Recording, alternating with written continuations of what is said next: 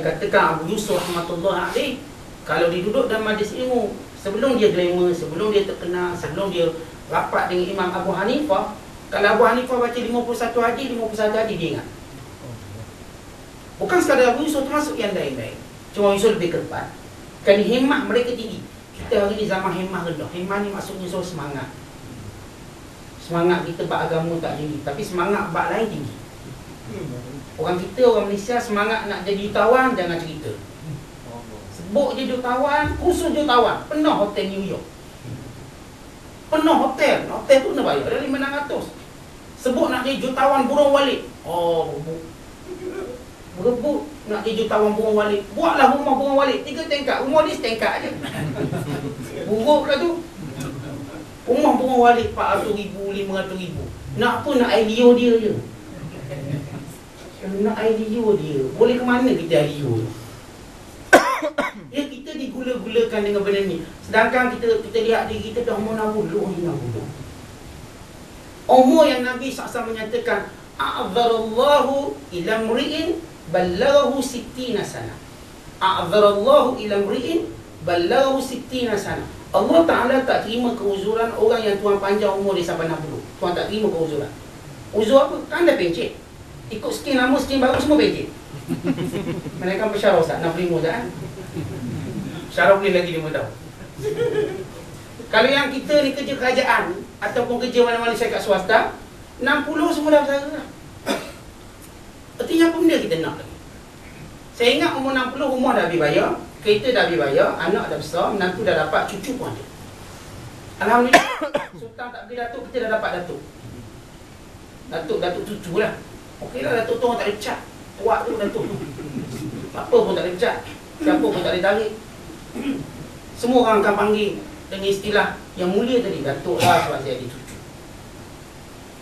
Orang tak tanya beli kat mana datuk tu. Dah ada cucu, orang tak tanya beli. Sekarang masa saya datuk, beli kat mana? Pahang ke? Selangor ke Sulu? Datuk Sulu. Orang tanya. Jadi saudara, kalau dah umur 60, ya kalau kita fikir muhasabah, benda kita nak. Allah dah panjang umur 60 ni bertuah besar kita. Rezeki sungguh. Berapa orang sampai umur 60? Kita tengok 30 mati, 40 mati. Tapi tiba-tiba Allah panjangkan kita 60. Alhamdulillah, melepasi pencen. Dan kita dah tak payah kerja. Kerajaan kita tak payah kerja, makan duit pencen je. Swasta pun kata tak payah kerja, kita bagi imbuhan sekaligus sampai mati. Ambil 70,000 sampai mati, jangan kerja lagi. Tiba-tiba kita gatal balik nak kerja. Kerja yang melupakan akhirat. Isunya kerja lupakan akhirat. Benar, Islam tak suruh kita berhenti kerja. Kerjalah sampai mati. Tapi persoalan yang paling utama, saudara, kerja untuk akhirat. Kita dapat duit banyak-banyak ni, kerja untuk akhirat. Tempoh tu saudara nak tangguh haji dah tak boleh. Bukan waktu kita nak tangguh. Ya, kalau kita lihat haji dalam mazhab Syafi'i, kewajiban haji ni dia panggil wujubuhu ala tarahi. Wajib tapi boleh bertempoh. Dalam mazhab kita haji memang wajib. Dan memang semua mazhab wajib. Cuma wajib dalam mazhab kita wujubuhu ala tarahi. Wujub wajibnya atas boleh penangguhan. Ya, saya tak nak pergi tahun ni, kota dah dapat, duit dah cukup, badan dah sihat, tak ada halangan, tapi rasa tak nak pergi sebab ilmu tak cukup lagi. Ilmu tak cukup lagi kata kita. Kita pun tak pergi. Tahun depan naik lagi nama kita. Oh, tahun ni saya nak besarkan anak. Okey, tak apa, tangguh. Tapi bila dah umur 60, saudara-saudara semua, untuk apa tangguh? Apa alasan agak-agak orang umur 60? Tinggal satu dia akan berasa lutut sakit. Mungkin ada cerita gauk lah, cerita ustaz bimbang kita tua-tua dah pergi ni, tak ada orang pimpin. Dia lupa satu benda, kemuliaan mati di tanah haram.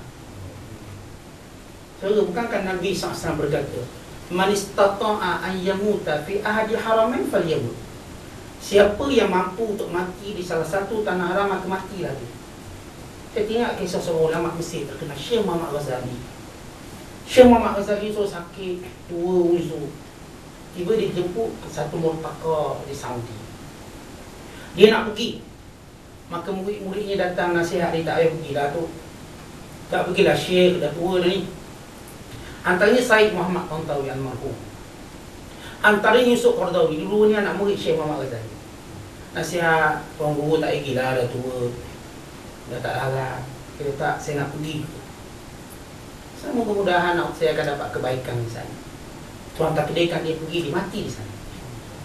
Dan ditanam di kuburan Baqi' Madinah. Sorry, saya terbaca satu hadis bahawa apabila Allah SWT menjadikan Adam AS, sebab disebut oleh Ubay Al-Qariyah, apabila Allah SWT nak jadikan Adam, Allah Ta'ala perintah malaikat ambil tanah. Maka bila dia ambil tanah, tanah mengadu, ya Allah, kenapa ambil aku? Tanya hikmah. Lalu Allah Ta'ala berfirman, apa yang kami ambil, kami pulangkan kembali. Kami ambil tanah, kami pulang balik tempat asal. Lalu satu hadis disebut, Marran Nabi SAW biqabrin hufir. Qila liman hadal qab? Qala lil Habshi. Nabi lalu satu kubur yang sedang digali. Nabi kata, kubur ni siapa punya? Lalu kata sahabat, kubur ni untuk seorang lelaki Habshi. Lalu kata Nabi SAW, benar apa yang disebut, bahawa setiap orang diambil tanah itu untuk dijadikannya asal usulnya dan dikembalikan ke tempat tersebut. Lalu kata Ubay Ad-Dari komen pada hadis ni. Ya, hadis ni dhaif dari sudut darjat dia, tapi dia cerita satu hikmah. Itu kata Ubay Ad-Dari, alangkah bertuah tubuh awak kaum diambil daripada tanah Madinah, sebab itu dikembali ke Madinah. Agak-agak tubuh kita tanah mana punya ni? Tanah mana? Barangkali tanah Mesir, pergi Mesir mati. Allah Ta'ala bila dia nak matikan seorang satu tempat, Allah jadikan baginya hajat ke tempat itu. Sebab itu kalau kita nak pergi luar negara, jangan suka sangat. Barangkali kita pergi ke kubur kita. Ini disebut dalam syair Imam Syafi'i. Imam Syafi'i tiba-tiba ditinggalkan Madinah, ditinggalkan Mekah, ditinggalkan Baghdad, pergi ke Mesir. Apa kata dia? Laqad asbahat nafsi tatuqu ila Misr wa min duniha ardun mahammat wa wallahi la adri al-fawz wal ghina usaku ilaiha am usaku ila al-qabri. Aku sudah rasa teringin sangat nak ke Mesir, sehingga aku menganggap tempat-tempat lain tidak ada kemuliaan, tidak ada kekayaan. Dan wallahi aku tak tahu, adakah mungkin di sana aku mendapat kekayaan dan kejayaan, atau di sana kuburku. Berdasarkan hadis Nabi SAW, bila Allah Ta'ala nak matikan seorang satu tempat, Tuhan jadikan dia ada hajat. Dan sebagaimana yang dikomen oleh para ulama, bahawa di mana tanah itu diambil bagi hak kita, di situ kita dikembalikan. Kalau itu orang yang tiba-tiba uzur nak pergi Mekah, pergilah, mudah-mudahan tubuh badan kamu berasal daripada tanah Mekah, tanah Madinah, mulia. Bukan antara doa yang patut kita doa bila pergi Mekah, Madinah, bila kita menuntut ilmu, bila kita belajar, bila minta mati. Ni orang takut, saya doa Ustaz, jangan takut mustajab. Saya apa pula takut mustajab? Bagus satu. Yang bila pergi Mekah, siapa kita bawa? Harapan. Sebab kita tahu, kita yakin semua orang pergi Mekah ni atas belakang punya berat, banyak beban bawa. Maksud bukan beban material, beban nak dunia banyak. Seorang datang, ya Allah, nak zuriat. Seorang datang, ya Allah, biar menang pilihan raya tahun ni. Seorang datang, ya Allah, kayakan kami. Seorang datang, ya Allah, ladang-ladang kami suburkan. Ya Allah, Allah Ta'ala cerita dalam Quran, wa minan nasi man yaqulu rabbana atina fid dunya wa ma lahu fil akhirati min khalaq. Di kalangan manusia, ramai kalangan manusia yang bila datang pada kami di Mekah ni, mereka kata, ya Allah, berikan kami dunia. Dan mereka tidak ada bahagian akhirat. Kata sebab nuzul ayat ini, bahawa menjadi kebiasaan orang Badui, orang bandar, bila kebun mereka, ladang mereka, ternakan mereka bermasalah, Mekah lah tempat. Dan orang kita pun diajar begitu. Kamu kita diajar ada masalah, pergi Mekah. Tak ada anak, pergi Mekah. Tak ada isteri, pergi Mekah. Tak ada suami, pergi Mekah. Tak ada apa, tak ada pangkat, pergi Mekah. Ya sudah, tak salah kita pun hajat dunia, tak salah. Tapi bila kita menuntut ilmu, kita nampak prioriti minta. Sebab itu Aisyah radhiyallahu ta'ala anha bila ditanya Nabi SAW tentang malam Lailatul Qadar, minta. Bukan Aisyah tak tahu, tapi Aisyah nak tahu apa pandangan, apa kata Rasulullah, benda yang patut saya minta. Sebab kita nak tahu apa benda kita nak minta kat Mekah, Madinah, kita nak orang alim, orang pandai. Sebab itu ulama-ulama mereka, kita sebut dengan kata lain, mengubah doa, Kita katakan bukan mencipta doa, artinya mencadangkan doa. Sebab dia takut orang-orang tak erti nak doa pun dia mesti minta kaya. Tak ada benda lain minta. Benar kalau kita lihat dalam musim haji, Nabi SAW memperbanyakkan doa Rabbana atina fid dunya hasanah hasanah wa qina adzabannar, dan tak ada doa-doa yang lain yang maksud daripada Nabi SAW. Tapi doa lain semua para ulama cuba pimpin kita. Timbang kita orang awam, dia ajar Mekah tempat kita minta apa mustajab, maka disebut kawasan mustajab. Mizar, Babu Taubah, Multazam, Hijr, Raudah, Muzdalifah, Masy'aril Haram, Arafah. Sebut satu persatu suka kita. Tapi tempat-tempat ni kita minta apa? Pernah tak kita minta, ya Allah, bila aku mati di tanah haram? Pernah minta? Saat tahun ni tak nak minta, dia tengoklah tua-tua minta lah. Kan takut gitu. Sepatutnya bila kita berilmu, kematian ditunggu oleh kita. Bagaimana mungkin orang yang mencintai sesuatu boleh menunggu lama untuk bertemu dengan yang dicintai? Sebab itu Imam Ghazali boleh tafsir satu ayat. Ayat dalam surah Al-Jumu'ah. Qul innal mauta alladhi tafirruna minhu fa innahu mulaqikum. Katakan mati yang kamu lari, mati pasti bertemu dengan kamu. Kata Imam Ghazali, orang yang lari daripada mati ni ada 3 golongan. Ada 3 golongan. Dikaitkan dengan kita katakan orang-orang yang beriman kepada Allah, yang lari daripada mati. Yang pertama kita lihat orang yang lari daripada mati, takut mati, ialah orang yang taibun mubtadi. Orang yang baik ada, jahat pun ada. Tapi bila kata, Ji nak mati tahun ni, Allah, baik tak cukup lagi Ustaz. Bukan kata tak buat, tak cukup. Jahat ni banyak ni, susah hati ni. Sebab tu saya takut mati. Maka ni satu golongan. Satu golongan lagi ialah golongan yang disebut sebagai arifun minnatihi. Orang yang benar-benar kenal Tuhan, kenal nikmat Tuhan. Memang dia kenal syurga, dia kenal dengan apa yang Tuhan janjikan dalam kubur dan sebagainya. Oh, sebut mati tak sabar saya nak mati. Saya tak sabar nak mati. Bila pun tak risau, asalkan Allah redha saya tak risau. Tak nak fikir anak, tak nak fikir saya nak mati. Ini orang-orang arifun minnatihi. Ini yang berlaku pada Nabi SAW. Kan semua Nabi-Nabi bila dia nak mati, malaikat akan beri peluang untuk panjang umur. Kalau nak lah. Tapi kesudahannya mati juga. Maka apa kata Nabi SAW? Ila rafiqil a'la. Bahkan saya nak berdamping dengan teman yang tertinggi. Saya nak berada di sisi Allah. Dan ini juga yang dikatakan oleh Bilal bin Rabah. Bila Bilal nak mati, isteri duduk sedih. Apa pula kamu sedih? Aduhai gembiranya, kan aku dapat jumpa Muhammad dan sahabatnya. Aku dapat jumpa dengan Tuhan. Gembira. Gembira Bilal mati. Sebab mereka orang yang arifun minnatihi. Golongan yang ketiga, saudara, ialah golongan yang kita katakan yang tidak percaya, tidak beriman kepada akhirat, dan tidak beriman kepada adanya kematian yang digambarkan oleh Nabi SAW. Yang ni memang jangan cerita buat mati tak nak dengar. Buka je tajuk mati, angkat bunga lagi.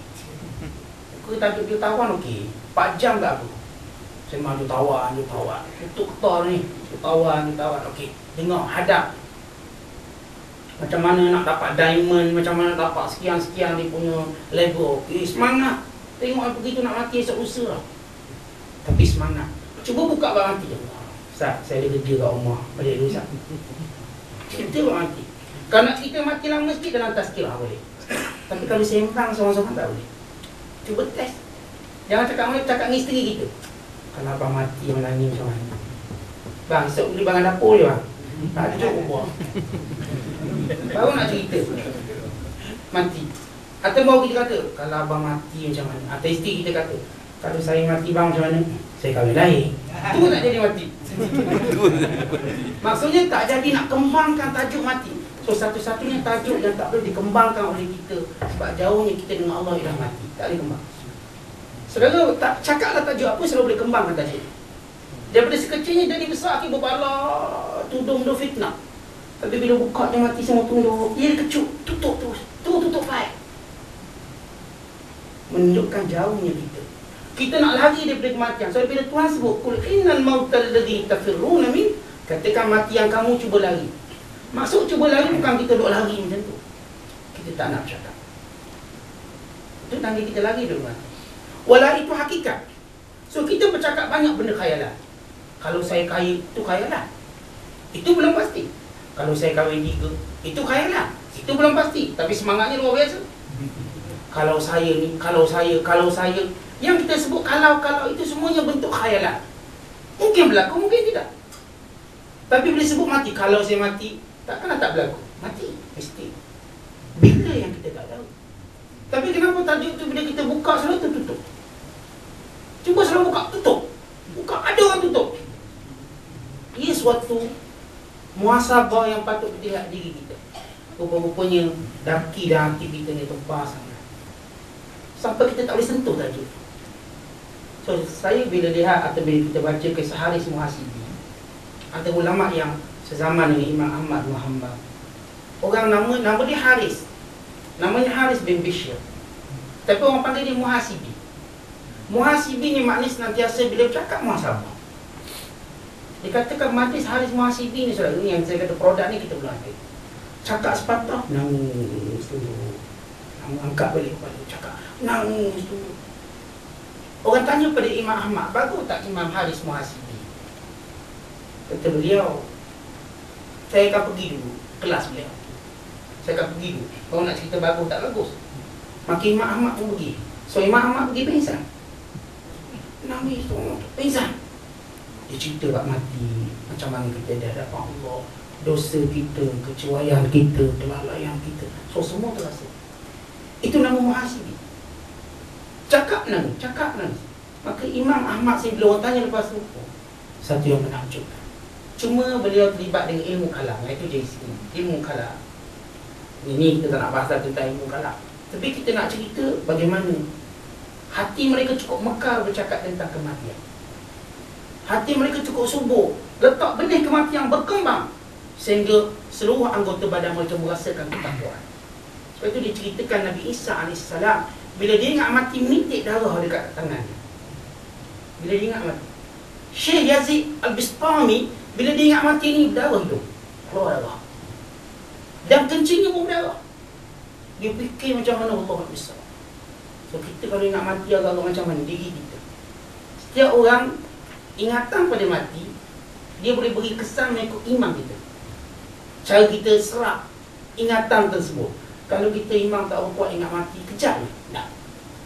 Yang paling malang apa yang disebut kebidaan yang berlaku di kubur. Bila kita datang menziarahi orang mati ataupun mengiringi jenazah, kita boleh ketawa kat kubur. Sebab itu Al-Imam Al-Allamah Asy-Sya'bi rahimahullah, so dia pergi ke kubur, dia tengok orang ketawa, dia halau. Celaka kamu ni, tempat macam ni kamu ketawa, dia halau. So kita berani tak? Akak dia apa ni? Ngumpat-ngumpat je lah. Mereka punya mereka, kerana mereka benar dengan Allah, Allah benarkan mereka. Halau, hari ni kau selalu pergi ke kubur, ketawa biasa. Yang ketawa orang jauh-jauh, okey, so ni tukang gali kubur ketawa ni, gali kubur. So bayangkan dia gali kubur, dia boleh ketawa. Saya ingat saya pergi, sahabat kita meninggal, yang pergi gali kubur dah pakai seluar pendek ni rokok ni. Rokok, mana ni? Tawa pula. So kita tengok, kita tak boleh ubah ke gali kubur ni, cara orang bertakwa sikit. Saya bincang sahabat saya ni, kubur tak boleh start, dia dah conquer. Dia boleh conquer, kuatnya pokok ni. Dia boleh conquer kubur. Sampai orang lain tak boleh nak gali kubur. Ni saya cerita kubur kawasan itu. Tak boleh, kita nak gali tak boleh. Sebab dia dah tender dia. Memang dia dah ambil tender sampai mati. Gali kubur RM50 RM100. Saya memang kat tempat saya, siapa nak gali kubur pun gali. Dia anak boleh gali kubur, tak ada masalah. Dia tak ada, kita kata conquer tak ada. Mati dia, kita pergi buat cangkul pun 3-4 beranak yang okey gali. Dan kita yang hingga sendiri. Sebab tu alhamdulillah yang gali kubur tu kira orang yang bagus dah sikit. Ni tengok dengan seluar pendek. Saya seluar pendek tu tahan lagi. Ketawa tak lah. Pendek kan takut dia pandai masalah kan, dia kata hilang. Bobok ni kan dengar sikit-sikit je ni. Tapi cerita ketawa di kubur sana, malam dia ketawa. Tak boleh kita nak maaf dari sudut suasana itu. Bukankah kita pun dianjurkan tidak berzikir kuat bila berada mengiringi jenazah? Disunatkan kita diam dan bertafakur. Kata Abu Darda, Ud nafsaka minal mauta. Anggap diri kamu lah yang mati. Anggap diri kamu, bukan orang lain. Sebab tu kena tafakur. Tak disunat kita subhanallah, subhanallah, alhamdulillah, Allah akbar. Orang Palestin tu sebab dia nak bawa ke Israel. Tak habis orang Palestin, wah Allah fikir rakyat ni. Sebab itu lain suasana perang. Kita bukan suasana perang. Jadi bila kita fikir mayat, disunatkan kita diam. Sunat kita tafakur. Tidak disunatkan angkat suara walau zikir. Tidak disunatkan. Sebab nak dapat ketinggian muhasabah. Sampai kita fikir, Allah, kalau aku atas usungan ini, kalau akulah yang dibungkus ni, kalau aku yang dikebumikan, kalau aku yang ditimbus pasir, kalau aku yang ditalqinkan, kalau fikir Allah. So kalau fikir macam tu takkan nak nangis. Kalau fikir macam tu takkanlah balik rumah selera 4 pinggan nasi tak ada balik. Soalnya makan. Tak boleh makan. Dia saudara, kalau tak boleh makan sekali, ia cukup sebagai hujah di hadapan Allah. Kita takut. Walaupun mungkin tak dapat tahan sampai seminggu. Takak, oh hari ni sampai petang apa balik tak 4 pinggan. Tapi paling kurang ada ruang kita rasa aura kematian. So, sebab itu benda-benda macam ni kita peroleh daripada majlis ilmu. Benda-benda seperti ini. Sebab itu saya katakan daripada mula, dari majlis ilmu ialah ilham yang Allah berikan. Baik kepada para ustaz yang mengajar, yang mendidik kita, bahkan baik untuk kita sendiri. Ya, bila Allah gerakkan hati kita untuk menuntut ilmu, ustaz tu cakap lain tapi kita kira macam jawapan untuk kita tu. Walaupun tak niat nak jawab untuk kita, sebab kita datang dengan niat yang baik. Para ustaz-ustaz kita datang dengan niat yang baik. So bertemu dua niat baik, makanya disebut fattaqullah wa yu'allimukumullah.